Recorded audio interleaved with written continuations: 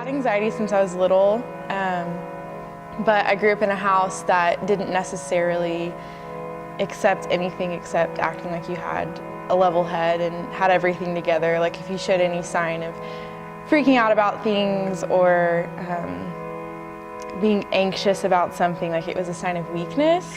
So I've had it since I was little, but I never started talking about it really until college. Like I didn't put the name anxiety to it until college. I have equally loved dance just as much as I hated it my entire life. Because I would definitely say dance is, personally, I feel like any form of the performing arts is the most nerve-wracking and vulnerable craft that you can possibly do. Like, you're being asked to put yourself out there to be judged and watched, whether you want to or you don't want to. Like, you're being judged and being watched and critiqued. And so just knowing that and if you have clinical anxiety, you're already thinking, you already have a negative self-talk. So you're already thinking, like, without even talking to people, everyone hates me, everyone's looking at me, everyone's judging me, I did this wrong. And like you're already future thinking of what people are thinking before you even know them, or they could not be thinking about you at all, but having anxiety, you already think that. So being in an environment that's nerve-wracking for anyone, you don't even have to have anxiety to get anxiety in dance.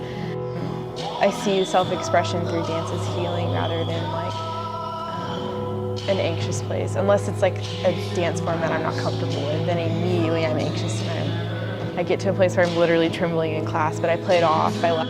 So I've been going to therapy for the past 2 semesters, which has been awesome, but this semester has definitely been harder on the anxiety scale. My anxiety has been through the roof, and the worst part about all of it is, for some reason, like even having therapy, I feel like I haven't been able to talk about it.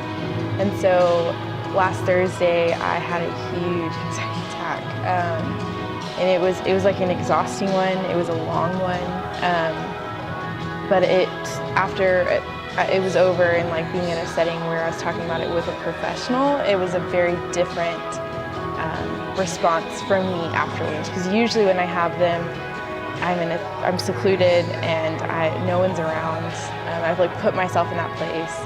But this time it was different. I try to fill it up with absolutely everything else. So instead of talking about it, I will fill my time with either hanging out with people too much where I don't have to be my own thoughts, or I don't hang out with anybody at all. So it's like I get very extreme about my decisions, and like things that are so small become very like life or death. Like someone will joke with me and then all of a sudden it just hits me way too hard, and like I can't control my emotions and it feels like too much. Like everything just I don't handle it in a healthy way. The other way that I deal with anxiety is I immediately start talking about it, whether it's like something super tiny or something huge like graduation, and then the day that it's going to happen, everything, like I'll be in a room of people. Usually it's always happened about to happen whenever like I'm in a room of people and then I have to leave, and that's when I go and like try to be by myself.